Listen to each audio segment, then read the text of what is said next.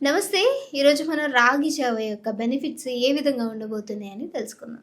పూర్వకాలంలో అమ్మమ్మలు, తాతమ్మలు బ్రేక్‌ఫాస్ట్ అని చెప్పొచ్చు. దీనిని తీసుకోవటం వల్ల కడుపులో చల్లగా ఉండడమే కాకుండా రిఫ్రెషింగ్‌గా కూడా ఉంటుంది. దీనిని హెల్తీగా తీసుకోవాలంటే రాగులతో చేసుకోండి. దీనినే రాగి అంబలి, జావా అని అంటూ ఉంటారు. పేరు ఏదైనా దీని వల్ల మన బాడీకి ఎంతో పోషకాన్ని కలిగిస్తూ ఉంటుంది. రాగులు మన ఇళ్లలో వాడే ముఖ్యమైన పంట అని చెప్పొచ్చు. దీనితో మల్డ్ చేసుకొని చిన్న పిల్లల దగ్గర నుంచి పెద్దల వరకు ఎవరైనా తీసుకోవచ్చు.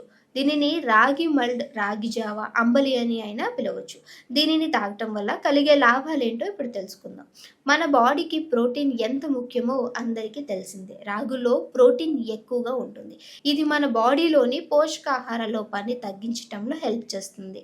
మంచి ప్రోటీన్ కోసం చూసే వెజిటేరియన్స్‌కి రాగులు బెస్ట్ అని చెప్పొచ్చు.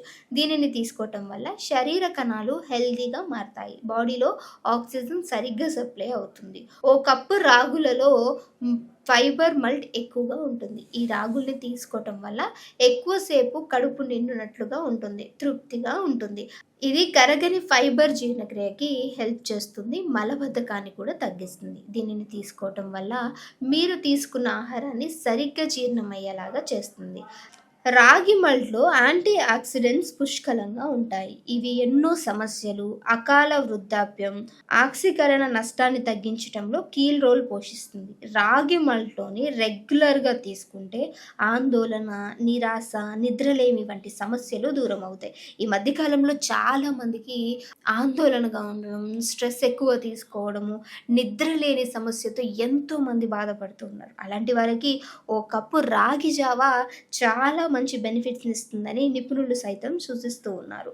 అయితే రాగి జావ, అంబలిని చాలా రకాలుగా ప్రిపేర్ చేస్తూ ఉంటారు. వారికి నచ్చిన విధానంలో చేసుకొని తీసుకుంటూ ఉంటారు. అయితే ఈరోజు మనం ఇంకో పద్ధతిని చూసుకుందాం.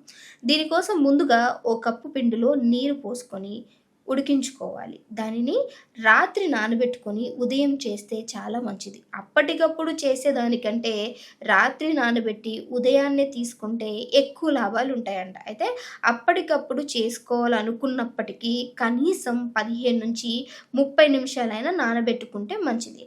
ఇప్పుడు ఒక కప్పున్నర నీరు పోసి కొద్దిగా ఉప్పు వేయండి. రాళ్ళ ఉప్పు అయితే బెస్ట్ బాగుంటుంది.